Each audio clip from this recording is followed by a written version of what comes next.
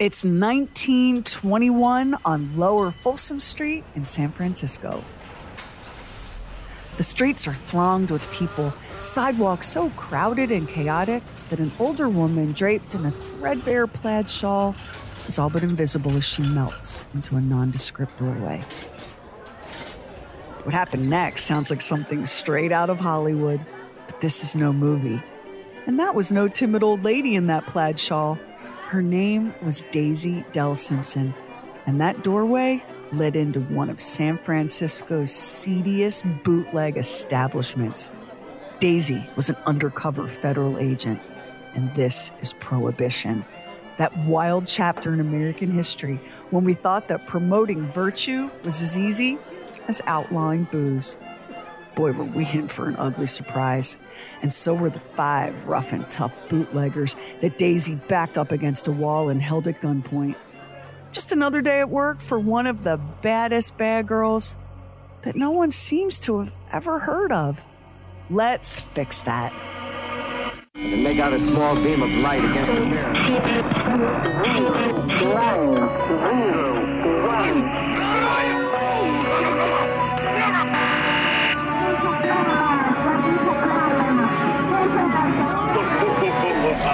True weird stuff.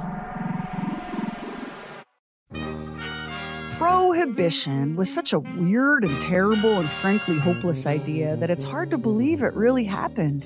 But it did happen, and in the biggest possible way, with an amendment to the U.S. Constitution, the 18th Amendment.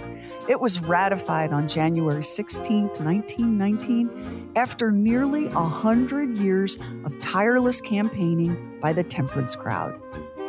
The temperance movement saw alcohol as the catalyst for everything reckless and ruinous and godless in American society.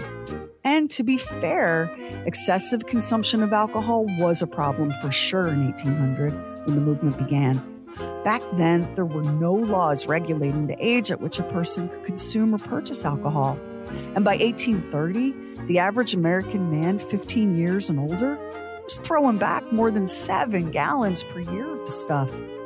Temperance activists blamed alcohol for rampant violence, domestic and otherwise, and argued that drunkenness led to poverty. They made a strong case that intoxicated men were very bad news for women and children. Drinking was seen as a moral failure and alcohol as an invitation to immorality, debauchery, violence, untimely death, and social collapse. So much for happy hour, right? Women were drawn to the temperance movement in droves. Long before women even had the right to vote, they were protesting outside saloons, rallying their church congregations, and marching in the streets, all in the name of banishing the demon rum from American life. Because alcohol abuse could be so terribly destructive to families, this was an issue that was considered the rightful domain of women, those keepers of virtue, decency, and restraint. It was a good fit for the churches, too, since drunkenness also defied the Christian values of prudence and chastity and humility.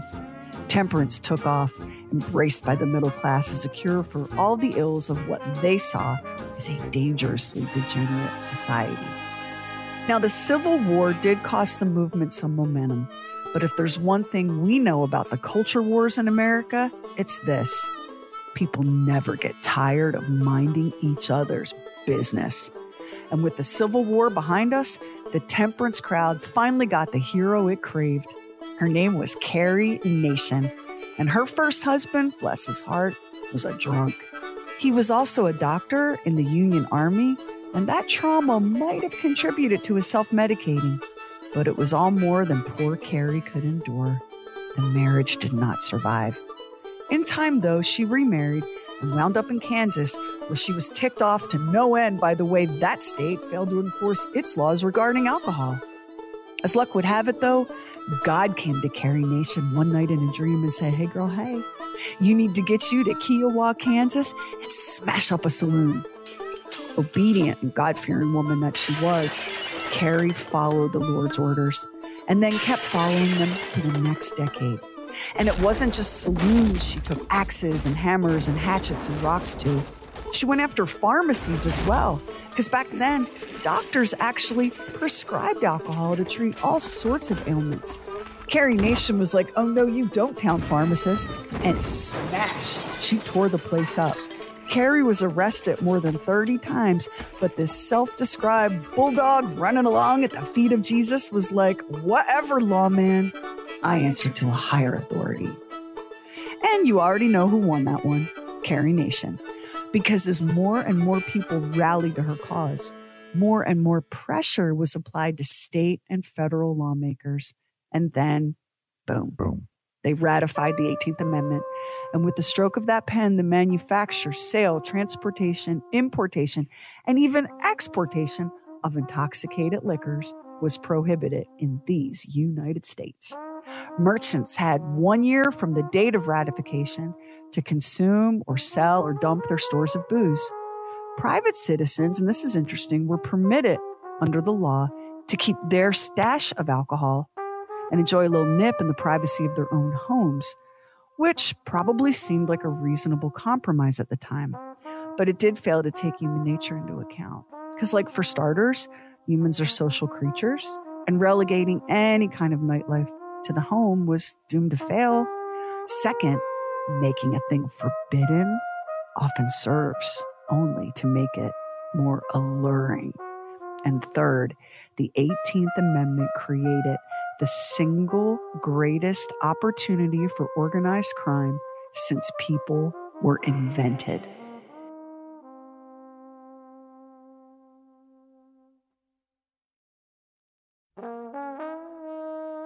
So now it's 1920 and businesses have had their mandated 1 year to offload their booze, and it's time to enforce this truly idealistic and insane legislation. The whole 18th Amendment Prohibition shebang was known more casually as the Volstead Act, named for that earnest buzzkill who championed it, Minnesota State Representative Andrew Volstead. And enforcement of the Volstead Act was not easy, as you can imagine. Local, state, federal, it didn't matter which level of government tried. Americans, for the most part, refused to comply and go dry. President Herbert Hoover handed the job of enforcement off to the Internal Revenue Service. This is how agents who pursued bootleggers, those were the people making and selling illegal booze, that's how they got the excellent nickname, the Revenuers. Against this backdrop of the righteous screaming for demon rum to be canceled and the criminal element licking chops at the prospect of all the illicit profits to come, a rebellious, headstrong young girl was chafing against the rules and restrictions of small-town life in her birthplace of Whitman, Washington State.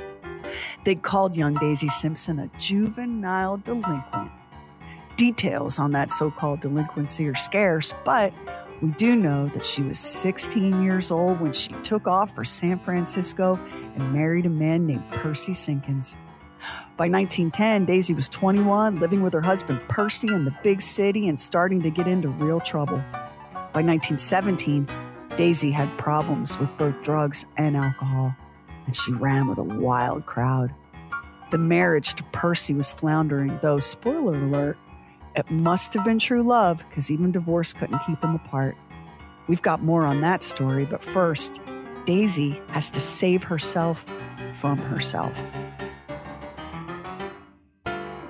Which she did.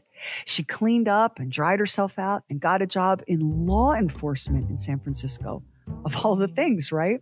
She worked as an investigator fighting prostitution. With her youthful beauty and her killer street smarts, she proved herself to be a real asset. By the time World War I kicked off, Daisy had joined the moral squad of the San Francisco Police Department, honing her natural talents for drama, disguise, and deception. Her main assignment? Catch whoever was responsible for selling liquor to soldiers stationed at the Presidio Army Post. Newspapers reported that in 1917, Daisy was on assignment at an illegal operation near the Presidio when she was recognized. Cover blown, surrounded on all sides. You know what Daisy did? She shot her way out of that little jam. When police arrived on the scene to make arrests and shut the place down, Her revolvers were still smoking.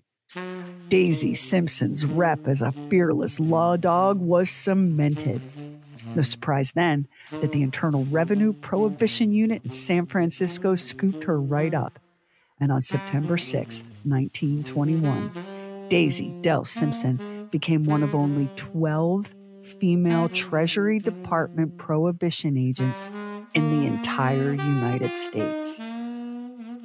And they needed all 12 of their lady agents, as they were known back then. Why? Because bootleggers and gangsters knew that male agents were far less likely to detain, never mind rough up, a female suspect. Bootleggers used to pay women just to ride along on deliveries because they knew that law enforcement was reluctant to even stop a car if there was a female on board. And female bootleggers? Oh yeah, there were plenty of women in the game, and they too knew just how to play it. They'd conceal the booze on their person and then mock male agents, daring them to grab or touch or search their bodies. It was crazy. But when the revenue agent was a female herself, not only did it make apprehending female suspects easier, it was an entrapment wet dream when it came to the male perpetrators. So while Daisy Simpson did have an office at the Treasury Building in San Francisco, her real workplace looked very different. When it came time to clock in, Daisy headed for a speakeasy. Speakeasies were illegal bars and saloons, basically private clubs. They got the nickname speakeasy for how a patron had to utter the password very quietly to be allowed in. Speak easy so the cops can't hear you. And the speakeasy represents one of the most massive changes that Prohibition had on American culture. Check this out. Prior to the enforcement of the Volstead Act, most of the country's saloons catered only to men, no girls allowed. But the Prohibition-era speakeasies put an end to gender-based cocktail discrimination. Suddenly, both men and women were breaking the law together, downing glasses of illicit hooch, listening to music and gasp, even going so far as to dance with each other. And while some speakeasies were little more than dingy cellars, others were big, splashy ballrooms with live bands. And you know who saw the opportunity to rake in buckets of money by operating all these speakeasies? Gangsters. In fact, the mafia owes the Volstead Act a thank you note, and also maybe one of those edible art fruit baskets, because it was Prohibition that created the market for bootleggers. And it was bootleggers who created the opportunity organized crime needed to expand and consolidate its dark and insidious power. Heads up, all you Godfather and Sopranos fans. Go ahead and raise a now legal glass to the Volstead Act, without which you probably have been denied so much of your mafioso viewing pleasures. How cool would it be if we could time travel back to one of those Prohibition-era speakeasies and watch Daisy work? You never had to look too hard to find a speakeasy. They were pretty much the worst-kept secrets in town.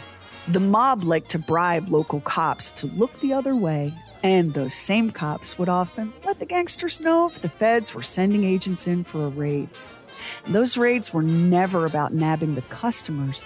It was the speakeasy owners the law was after. This is why some of the biggest and fanciest establishments went to all sorts of clever lengths to hide the booze from the feds. One New York City hotspot even had a chute concealed behind a false wall at the bar. All a barkeep had to do at the first sign of trouble was push a hidden button and whoosh! The specially designed shelves holding the liquor would release the bottles into the chute, where they'd plunge to the cellar below and smash, leaving only broken glass and the heady scent of all that hooch swirling down the drain and rushing into the city's sewer system. Pretty genius, right? Daisy would sidle on into the targeted speakeasy, often in her home base of San Francisco, but also in cities all over the country, including New York, Baltimore, Milwaukee, even Al Capone's Chicago. Typically, she'd go in wearing one of her many disguises. She was famed for her chameleon-like abilities. The press of the day would breathlessly compare her to Izzy Einstein and Mo Smith, a pair of gentleman prohibition agents famed for their use of disguises and their rather showy methods. For example, Einstein and Smith routinely planned their busts to suit the convenience of the newspaper reporters who followed their every move. They were publicity hounds, but they were also great cops. They racked up nearly 5,000 booze arrests, could claim credit for the dumping of more than 5 million gallons of illegal hooch, and they boasted a conviction rate of 95%. The tabloids loved Izzy and Mo, and they saw Daisy Simpson, who they dubbed the Lady Hooch Hunter, as a kind of bombshell kid sister to Prohibition's two most colorful celebrity agents. Daisy would spend several evenings in a speakeasy, or occasionally the target might be a hotel or a restaurant, playing fast and loose with the rules laid down in the Volstead Act. She'd get the lay of the land, bide her time, and then pounce on those who made the mistake of serving her an alcoholic beverage. Where Daisy often went wrong was with her methods. More than one judge was forced to dismiss the charges she'd brought against a perpetrator because her arrests too often crossed the line into illegal entrapment. And to the frustration of her bosses in the Treasury Department, Daisy tended to go after pretty low-level offenders. What the feds wanted were the kingpins, the major bootleggers, the moonshiners, the gangsters in charge. They didn't care so much about the bellboys, the pharmacists, the random citizens sneaking around with a jug of bathtub gin. Even in the driest accounts or the courtroom documents, you can read between the lines and you just know, you can tell that for Daisy Simpson, being a federal prohibition agent was more than a job, it was an adventure. One of her favorite tricks was to collapse outside a speakeasy. She'd fall ill on the street, and when a bartender would rush out with a restoring draft of whiskey to help revive her, out comes the badge. She'd arrest him. She pulled the same stunt in hotels, ringing the front desk to report that she was feeling ever so unwell, and was there by any chance a pharmacy nearby? Then she'd pull out her badge and slap handcuffs onto the poor hotel employee, unlucky enough to deliver the requested medicinal alcohol to her room. And the story we opened with, Daisy disguised as a poor elderly woman heading into a bootlegger's den on Lower Folsom Street in San Francisco. Not her biggest bust, but one of her most legendary. Daisy slipped through that nondescript doorway into a room that was dark and smoky and crowded with drinkers. Throwing off her tattered plaid shawl, Daisy whipped out a pair of revolvers and bellowed at the 5 bootleggers present to get up against the wall. From her waist dangled multiple sets of handcuffs, shining in the dim light and jangling. Indifferent to the threats and curses being snarled at her from the 5 bootleggers in front of her, newspapers at the time reported she never even broke a sweat. She just demanded that someone ring the police. Daisy was that ballsy, that brave, that good at her job. San Francisco police captain Charles Goff praised her, saying that Daisy Simpson was, quote, the best shadower this city has ever known, a terror to liquor sellers, and the nemesis of San Francisco's criminal underworld, end quote. Not bad for a former juvenile delinquent who'd had her own struggles with drinking and drugs. But Daisy, always ahead of her time, made no secret of those struggles. She used everything she'd ever learned from them in her new life as a prohibition agent. She was known to slip into the drug dens she'd once frequented as a customer, adopting what the press described as the droop and twitch of the opium eater. Once inside, though, the seemingly frail junkie shed that disguise, transforming into the swaggering, brave lady agent. Sliding her gun from its hiding place in the folds of her dress, handcuffs cinched at her waist, Daisy took them down. No one ever saw it coming. No one expected justice or consequences to arrive in such a lovely feminine package. It was an incredibly dangerous job, and Daisy took risks. She was shot in the line of duty, taking a bullet to the right shoulder during a raid in October 1923. And here's the thing about that. She took herself to the U.S. Marine Hospital in San Francisco, and then flatly refused to explain to anyone but her immediate superiors how or why she'd been shot, never mind who pulled the trigger. Daisy was a wall. And even though she refused to talk, the incident still made news all across the country. She was a household name, written up in papers from Great Falls, Montana to Gaffney, South Carolina, Los Angeles to New York, Texas to Rhode Island. In an era of notorious names and wildly melodramatic arrests, Daisy Dell Simpson grabbed headlines the way she grabbed bootleggers, and America couldn't get enough. But though Daisy and her 11 lady Prohibition agent sisters had succeeded in kicking the door down and proving that women were capable of doing the job, they were still seen as something of a novelty. Despite their accomplishments, the women didn't have the same opportunities as their male peers doing the same job.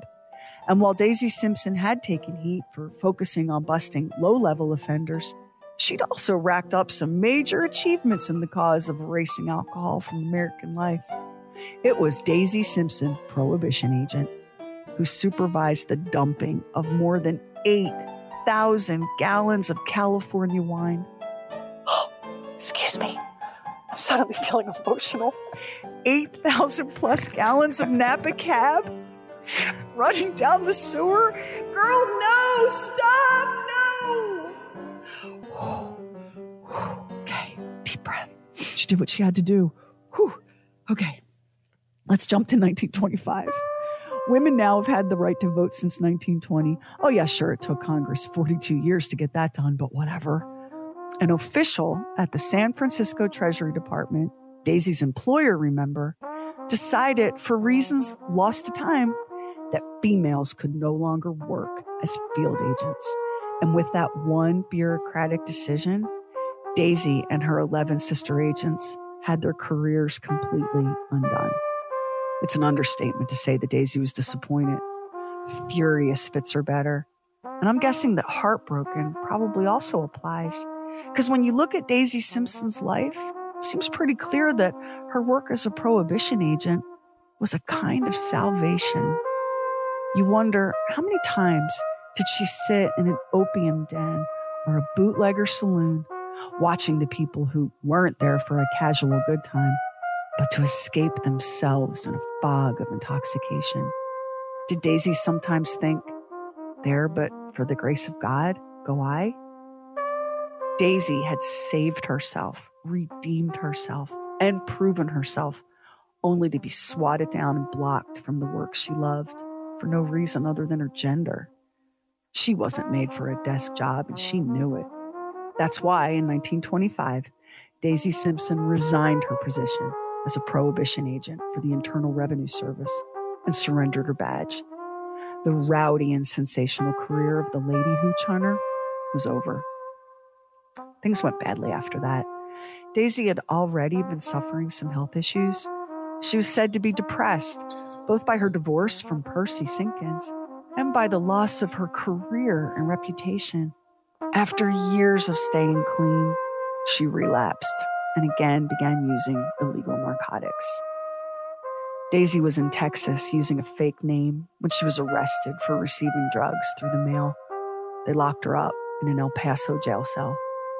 No one came forward to help her make bail. No family, no friends, not even her estranged husband, Percy. Can you imagine the shame of it? The crushing grief of finding yourself so utterly alone and on the wrong side of the law you once so proudly upheld? Somehow, Daisy Simpson arranged to have a gun smuggled into that jail cell in El Paso. Scrawling a note to her former husband, she spoke of that shame. She called him the only one I ever depended on. Then she took the smuggled revolver and shot herself in the abdomen. And once again, Daisy Simpson was headline news all over America. And the news was dire. She wasn't expected to survive. She was taken to a nearby hospital where emergency surgery was performed. With reporters clamoring to see her, all visitors were denied. Only Daisy's sister was permitted to sit vigil. Not even the U.S. Marshal was allowed into the room. The legendary two-gun woman was dying. and not at the hand of a mobster bootlegger, but at her own. Down the nights are growing long, and I hum a lonesome song. If this were anyone else, the story would probably end right here. But this is Daisy Dell Simpson we're talking about. She was a survivor. She was resilient. And you have to say, lucky, too. She'd had a lot of luck along the way. Maybe even a guardian angel, who knows? Because she survived that gut shot, that tragic and awful suicide attempt. The press had a grand time with this latest melodramatic plot twist in the life of their favorite girl, dry sleuth. Americans munched down their morning cornflakes while reading lurid tales of her shame and heartbreak, her tawdry fall from grace. There were stories of physicians in San Francisco under investigation for supplying her with the narcotics that fed her addiction. Stories that rehashed her now legendary exploits and arrests. And all that publicity, however excruciating it may have been for her, is very likely the biggest help she could have received. Because when, against all odds, Daisy survived that suicide attempt, and that was no small feat, given that the bullet was reported to have careened through her liver and lodged in her spine, the justice system showed her compassion. Daisy was given a suspended sentence, and then, weakened and weary, Daisy Simpson slipped into a much quieter, more private life. She returned to California, and we're about to witness one of the few, although actually it might be the only happy ending Daisy Simpson ever experienced. On a warm August afternoon in 1932 in Santa Rosa, California, Daisy remarried Percy Sinkins. 1 year and 114 days later, Congress ratified the 21st Amendment, repealing the 18th and ending Prohibition. Now, it did take Mississippi another 34 years to fall in line, but that's another story. Prohibition was a spectacular failure. The cost of enforcement, $300 million, plus the loss of tax revenue, $11 billion, was bad enough.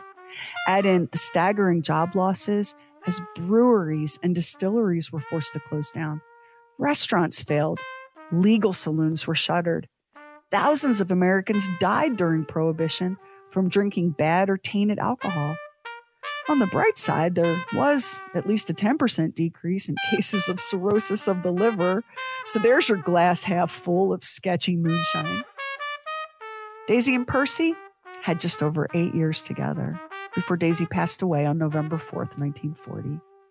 The San Francisco Examiner published a brief obituary where she was described only as the beloved wife of Percy A. Sinkins.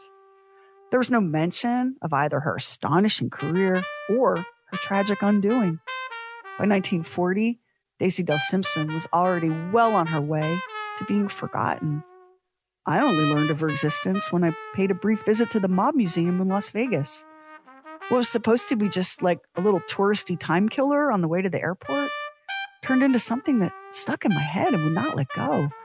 A single placard on the museum wall, a single photograph of a striking young woman. Her life and achievements boiled down to a short paragraph that revealed nothing, leaving you to wonder, who is this? Why have I never heard her name? Prohibition, costly misadventure that it was, had an enormous impact on American culture, shaping the very life that you, yes, you, are living today. Downside, of course, it laid out the red carpet for organized crime. Back then, Al Capone was raking in about $60 million a year on the sale of illicit booze to the thousands of speakeasies he controlled. Do you know what that kind of spending power is worth in today's dollars? It's close to $800 million. What? Yeah. For criminals and bootleggers, you bet that kind of cash was worth risking being blinded by bad hooch, being shot at by rival gangs, or being raided by the revenuers. On the upside, Prohibition invented the cocktail bar, and the cocktail, for that matter. Prohibition invented the concept of dating as we now know it, because suddenly young men and young women had a place to go and things to do. Throughout the Roaring 20s, people weren't just openly disobeying the liquor laws. They were busy casting off all the old norms while they did it. We think of the flappers of that era as reckless, frivolous party girls, but they were so much more than that. They tasted real freedom, served up alongside that taste of illicit gin or whiskey or champagne. And freedom is the most intoxicating thing of all. That, more than anything, is who Daisy Dell Simpson was. She was free. At a time when there were so few options for women, when something so basic as the right to vote was controversial, Daisy Simpson refused to be fenced in, not by the world and not by her own demons. The girl sleuth, the dame of 100 disguises, the two-gun woman, the lady hooch hunter. Her freedom was loud and bold and fearless, and so terribly brief. The obituaries say that she died of natural causes. She was only 51. Too soon, but I guess a lifetime struggle with addiction and a couple of gunshot wounds must surely have taken a toll. And though she had reunited with her beloved Percy, she lost everything else.